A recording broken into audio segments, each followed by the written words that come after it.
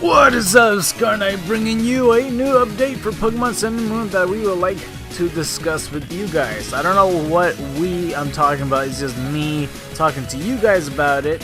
But yeah, for this part we are gonna go talk about, well, let's say what we talked about last time. We discussed a whole bunch of new Pokemon and the starter's second evolution. And in this one, as you can see in the title, is going to be the final evolutions of the starter Pokemon. Big news on some returning trainers. And what else? There's some more Alolan Pokemon and some new Pokemon. And of course, we're going to be talking about the demo. I would like to talk about the demo version first. Sometimes for every update video, there's always one thing I forget. And I'm trying to remember what was that one thing. Most likely we're gonna forget another thing in this part right here, but for the demo version, I'm gonna say some stuff spoiler free. I mean, there's not really much to it, so I'll give you guys a skip button just in case you want to skip all the way to the next part. But for the meantime, this is what I think about the demo version. So personally, what I think about the demo version so far, I don't know if I completed it yet because it's not letting me do anything of progression. But that's the thing, I feel like that's the problem, because I feel like the THEORIZE demo version was a lot better than the Sun and Moon one. Of course, obviously Sun and Moon has more improvements than Omega Ruby Alpha Sapphire, but I mean like the presentation that's done in the demo version.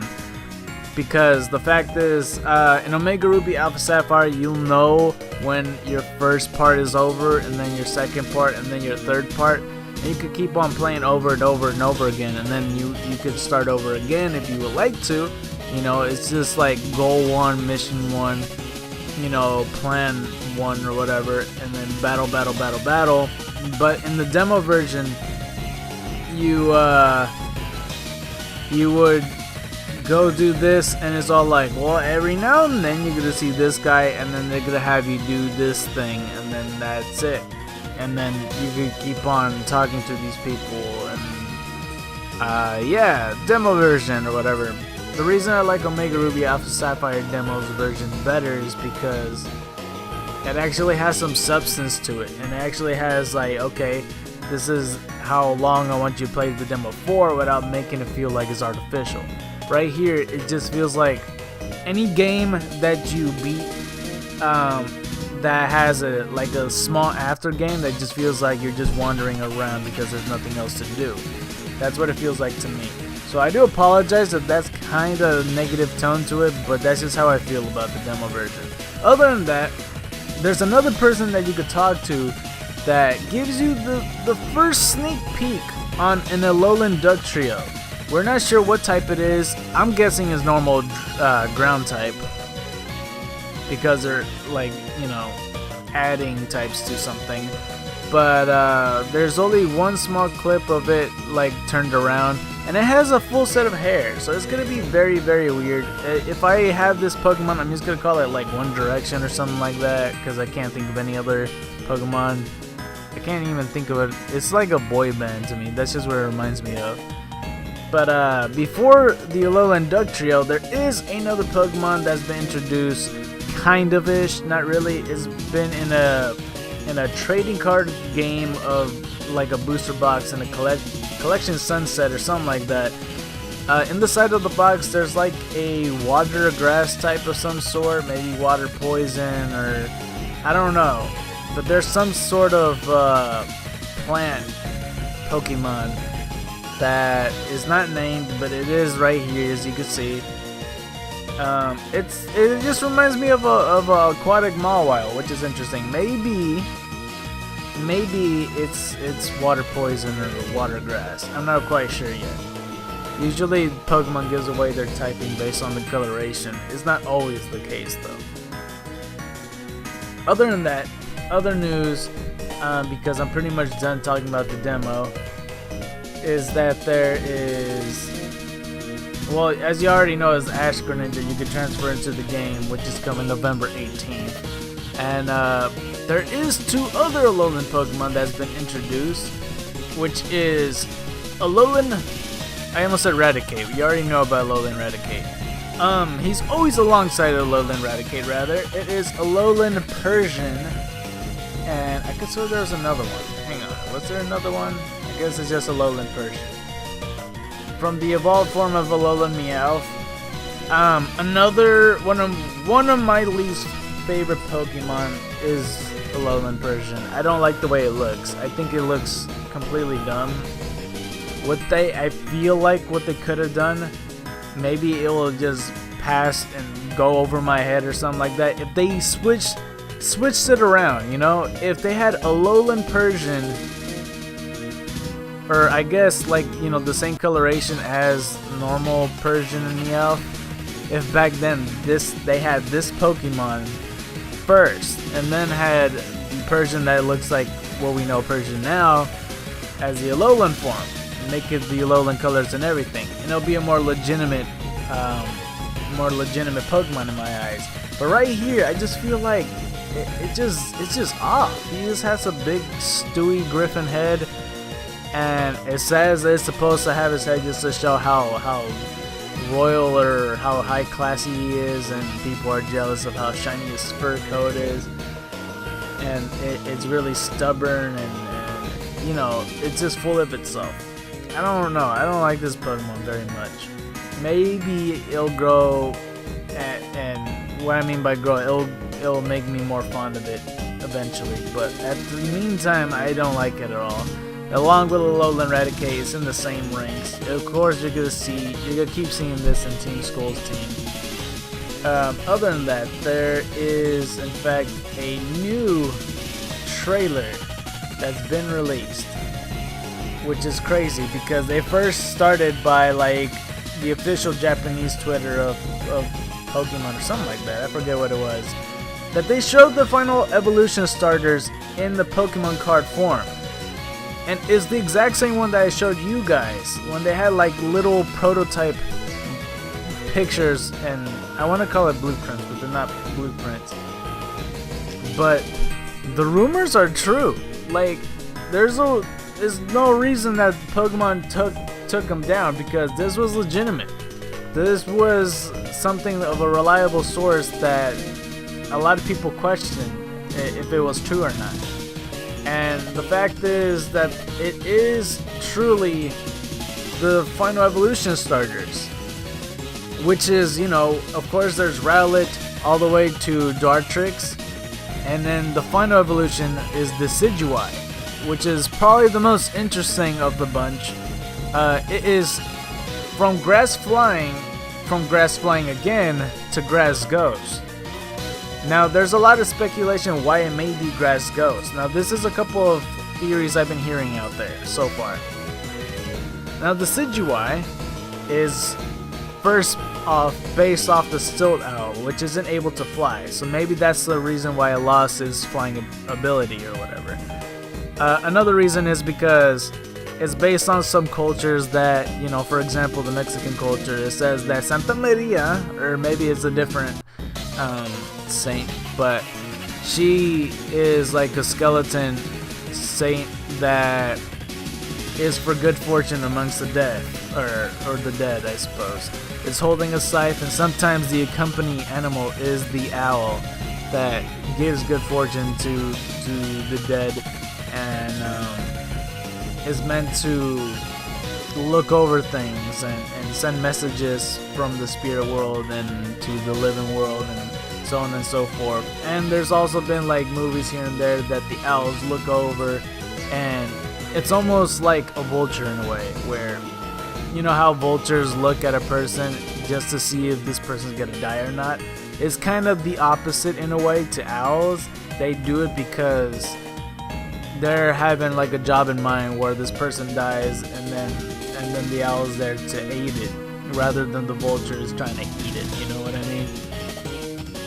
There is another reason why that in the Hawaiian culture, I suppose, owl and ghost is the same word. I forget what that word is, but that's another reason to it. It's interesting nonetheless, and it has a signature move where it shoots this arrow. I forgot what the move is called. You can see it on the screen. But it shoots this arrow, and it's basically a mean look, but it's an attacking mean look, where it does damage and makes Pokemon stay. which is completely amazing.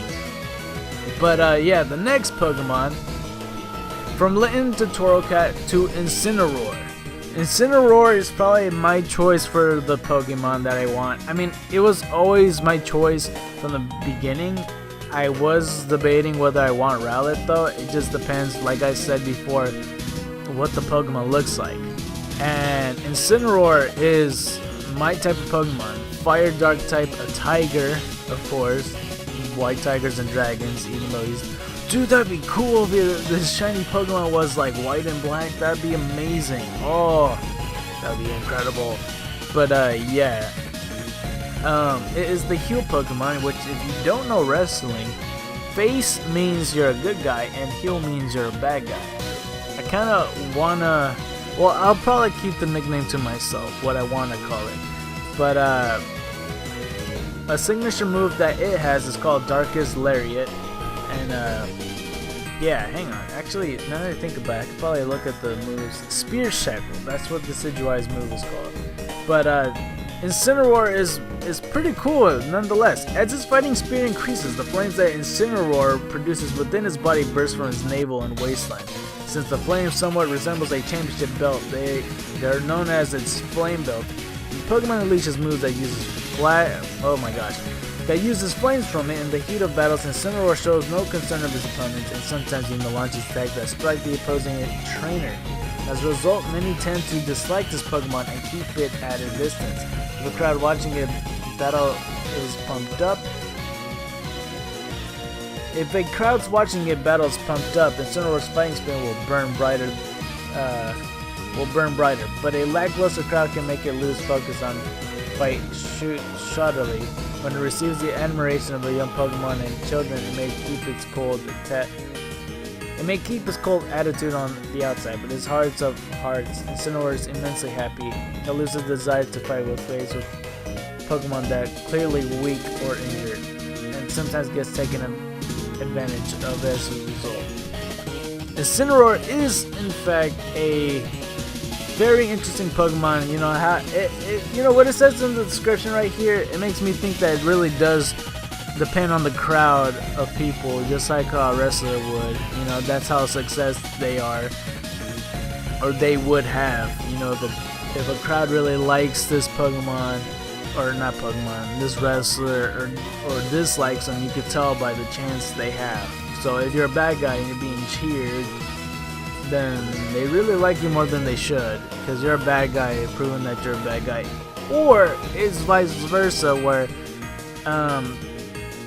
if you're a wrestler that's bad and you're really being hated on, but for the right reasons, then that also puts you over. But if you're like a good wrestler being cheered, obviously that's good, but you're being booed, that's really bad. So there's more pros and cons for heels. But you could tell the difference. So I find that interesting. The next one, from Popplio to Brione to Primarina.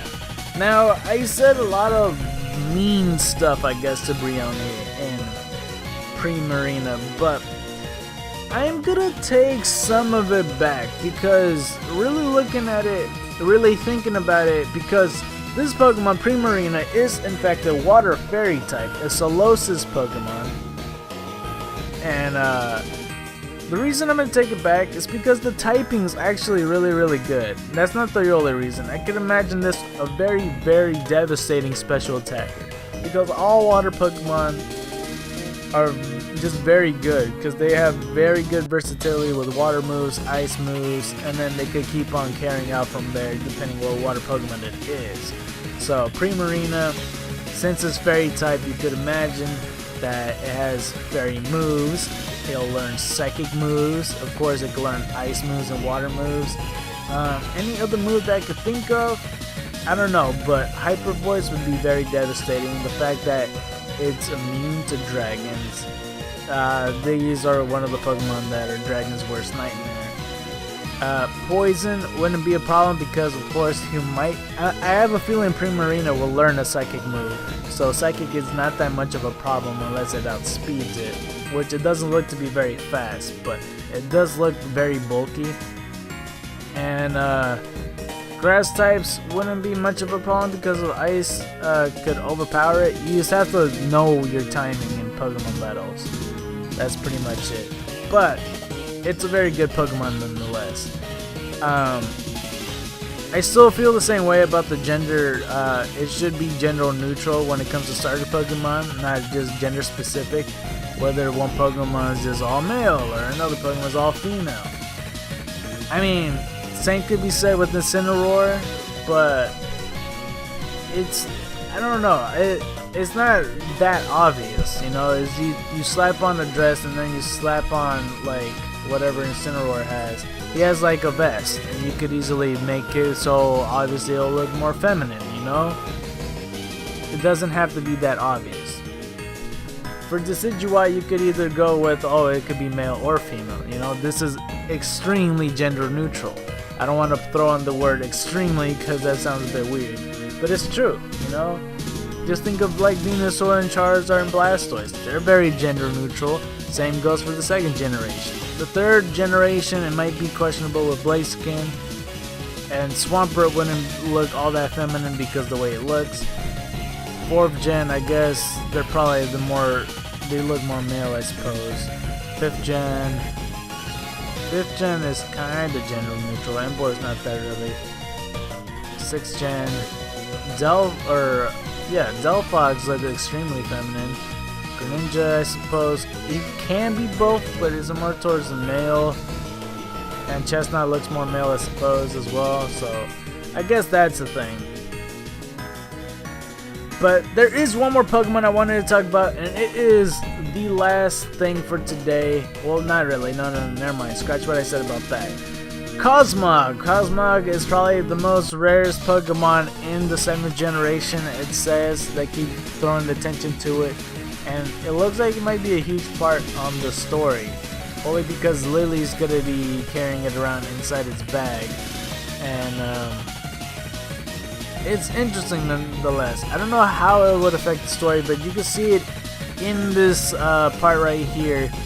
Hopefully I have the picture, but it shows that it's in front of the main trainer, and he doesn't look to be upset or anything that's bothering them, but Cosmog looks upset for whatever reason. It's whoever is in front of it, right?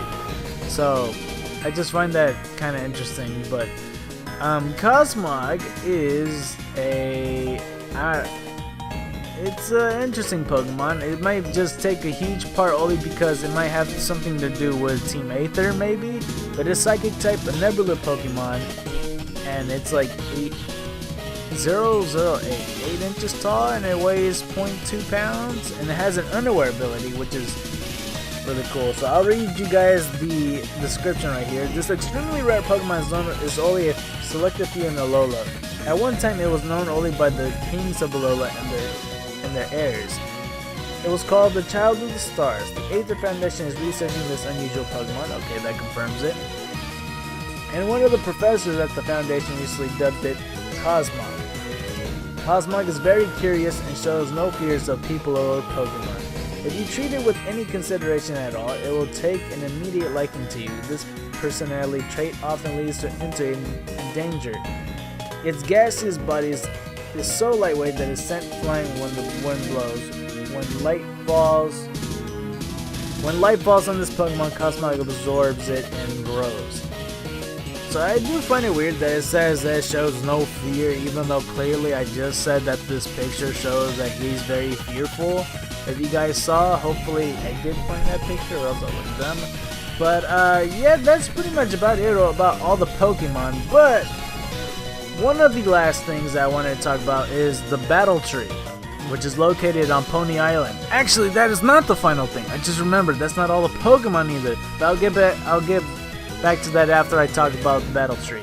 So the Battle Tree consists of it's like a battle facility, obviously. But as after a while, when you get to certain amount of battles, you'll get to face Cynthia and you'll get to face Wally. Now Cynthia, as you can see right here, has Garchomp, and Wally has himself a Glade, which is interesting because he gets out of an Ultra Ball. and he does have the Mega Stone around his neck. Cynthia does not have a Mega Stone because it wasn't introduced that she would have. She's not introduced in the Mega era, so we don't know if Garchomp is going to be Mega or not. But if you were to defeat them, you could actually recruit them to part of your team, so you can do double battles in the battle tree. It's probably the same goes for Wally. Any other trainer, I wouldn't know if it hasn't been introduced whether you get to face other people that because it says famous trainers. That doesn't necessarily mean they're champions, because Wally's not a champion. He's just a trainer that you meet in Victory Road, and that's as far as it gets. And Cynthia's obviously is a champion, so who knows? You might face people like Looker, or you might face people like I don't know, like Getsis or something like that. I don't know. Other than that, there is another thing I want to talk about, because I remembered it by saying that there's Pony Island, is that there's 4 other Pokemon that I should have mentioned, but it's kind of good timing, because I would prefer to talk about the battle tree first before talking about these Pokemon. And these 4 Pokemon are, well, it's not 4 new Pokemon. One of them you do know, and it is Tapu Koko, which is, as you know, the Totem Pokemon, or not the Totem Pokemon, the, well, what do you call them? It's like yeah. Tapu Koko is the guardian deity, that's what it is. One of the 4 guardian deities, so I was correct about the 4 legendary Pokemon, if you want to consider it a legendary Pokemon or not. Remember, with the Electric Surge ability, we'll have electric terrain throughout the battlefield. And yes, the guardian deity of the Melee Island. I feel like I said that wrong, but that's okay. Let's move onward. Now for the second island, I forget what it's called at the moment, but I do believe it's like something like, there's Melee, there's Akela or something like that. It's not Akela, that doesn't sound right. One of those islands. But as you already know, Tapu Koko will turn into like a rooster or some type of hawk or something when it closes things. But this is the next Pokemon, Tapu Lele, where when it closes, it will look like a butterfly. It has the Psychic Surge ability, it is Psychic Fairy type, so it'll be Psychic Terrain in the battlefield, where you could be allowed to hit Dark types, I believe. And it's actually a really good typing. And it says right here, because this is probably the most interesting description out of all of them, there's a legend which says that long ago, Tapu Lele once brought an end to war between the islands of Alola by scattering its scales and soothing the tired warriors. Tapu Lele scatters glowing scales that physically affect others, providing stimulation to their bodies and healing their illness or injuries. But these scales can be dangerous as well, because a body can't withstand the changes brought about by contact with too many scales at the same time. It will scatter in scales over humans and Pokemon for its own enjoyment. While it is innocent in one sense, there's also cruelty in the way it casually brings others to ruin. If Tapu Lele doesn't have much energy stored in its shell, it may lack the strength to seize victory in a head-on battle. With this in mind, it tends to prioritize not losing a battle over actually beating a foe, and it's skilled at strategies such as inflicting status conditions on opponents. So, when I think of that, I just think of Stun Spore.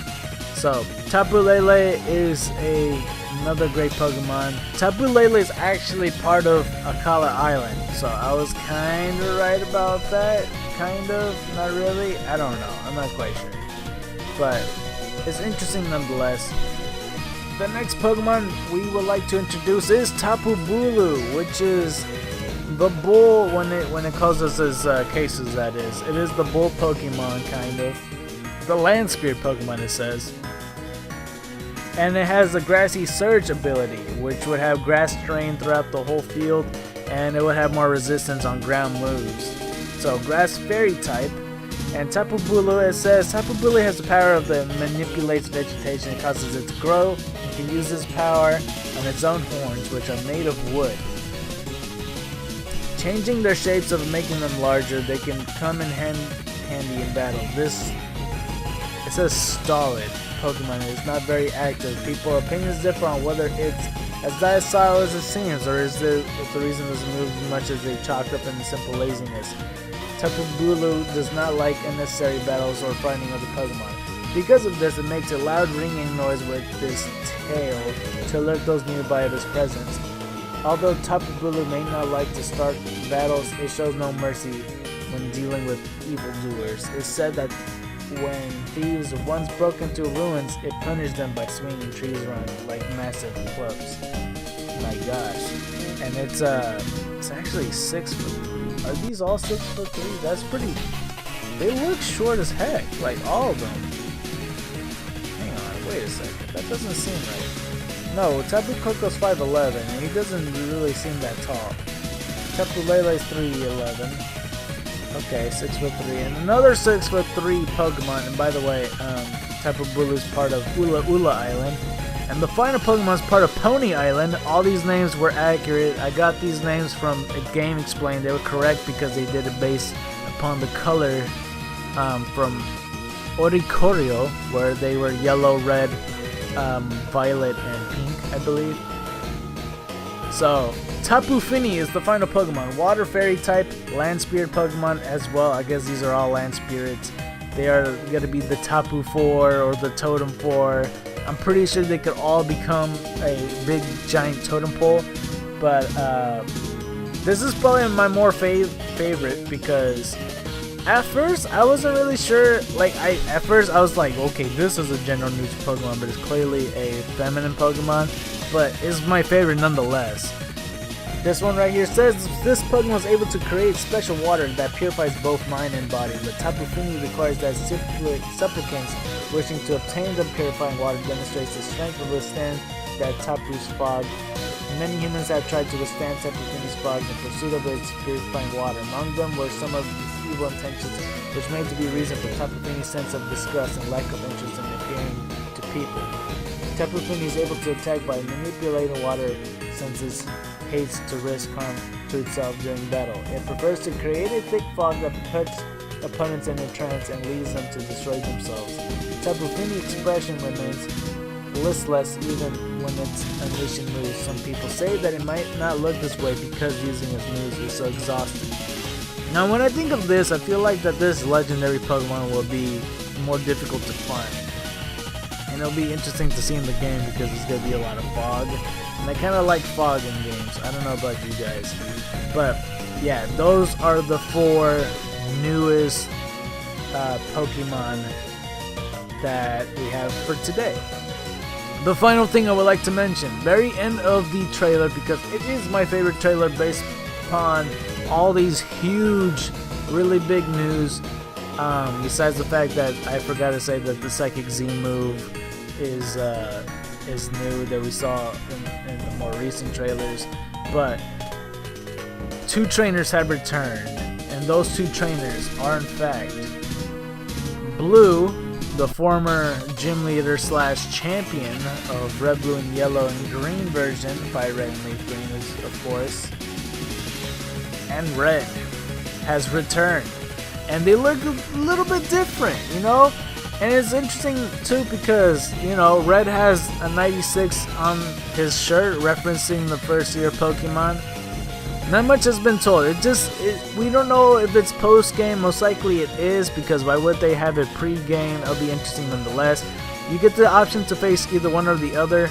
Blue, as you can see here, has an Alakazam, and Red has a Pikachu. Red and Blue has 6 Pokemon each. And for the record, I think since they were saying all this, I remember that at some point there's some construction workers on the top of the Snow Island where a lot of people speculated whether that's going to be after game, where you get to face a special trainer like Red, or whether that's going to be the Pokemon League. People were correct that this is the Pokemon League.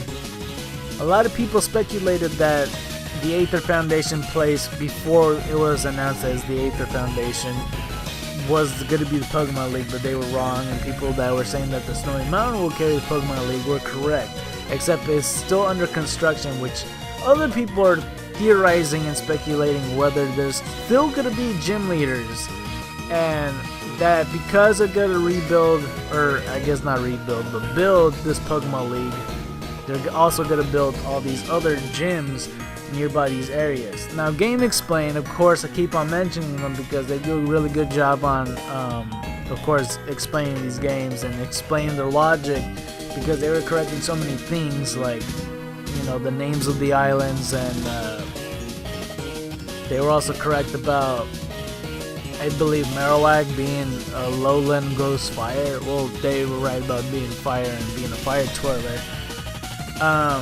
That they were theorizing that all these gyms will be here. They picked 7 places where all of them you can see on the map that has squares on it. But I do believe they're gonna have 8 gyms, and this is the reason why. I feel like because they pointed out all these spots, but there's one that I noticed in the demo version where if you go past, I believe in the bottom right past the port, there's a Machamp standing in the middle right there, right? I believe that's where a gym place will be at. And Lilia, the gym leader, or not the gym leader, the trial captain for the normal type, will most likely be the normal type gym leader. I feel like the trial captains will transition to another thing, because trial captains and trials, stuff like that, are just challenges that you can do. So it's interesting to see what they're gonna do from here.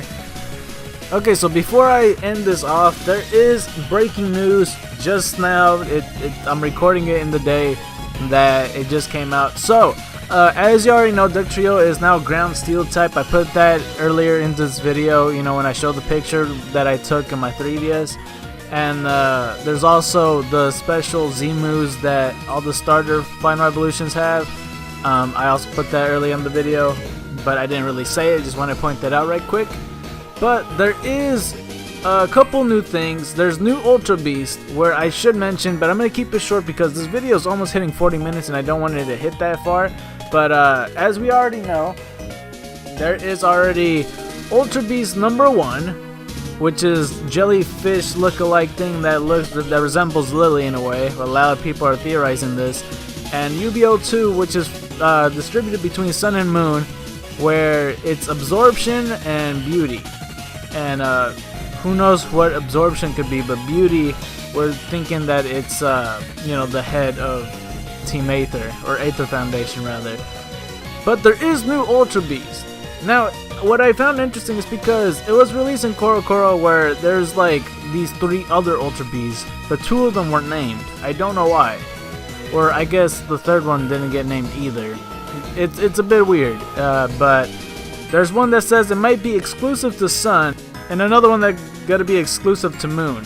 This is the picture right here. I don't really know if there's a name for it, but there's also this 3rd Ultra Beast that apparently is like UBO. I'm forgetting at the moment, but it said it was Gluttony. But that's interesting because the video just came out recently, just today actually, when I'm recording this. Shouldn't break the 4th wall, but you know, news updates, and then, you know, somebody watched this 7 years from now and they look back on this, it will be irrelevant. So the video that just came out introduced 2 new Ultra Beasts that has not been leaked in Korokoro. So yeah, UBO3 Lighting and UBO5 Gluttony, which is interesting because they already pointed out a Gluttony, it looks nothing like this. But Korokoro Leak did point out that it was like a mysterious new thing in the homepage, where it shows off this this picture right here, where it kind of resembles Arceus in a weird way, but like in human form. I don't know how to explain it. It's like, it's interesting because it has a weird look to it, where, you know, the lights are coming off this thing, and he kind of reminds me of kind of like those spatial Pokemon that are inside prisms and stuff like that. So I'm not really sure what he is. Like the face looks like Arceus. The outer shell or whatever it is, because it's really dark on here, resembles like either LGM or BGM or whatever and Porygon in a sense. But that's all what I wanted to say. You know, there's not really much I wanted to point out to make this video any longer.